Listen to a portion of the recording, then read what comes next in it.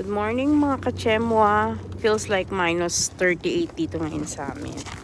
Dito ko, bibili ako ng pagkain ng aso namin. Pasok tayo. Dito kami bumibili ng pagkain ng aso. Yung dog namin Saint Bernard kasi allergy sa chicken. So beef ang binibili namin. Isang sako. Okay guys, okay ka mga kachemo. Ito na. Grabe, yun na akong bigat. Grabe. At so lamig. Ang lamig talaga. Ayan na ngayon.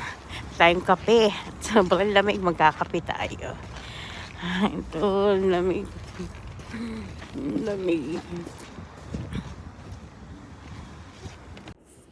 Okay, order tayo nag-drive tayo ng kape. Sa sobrang lamig guys, magkakape tayo. Shout out sa mga friends ko, sa mga friends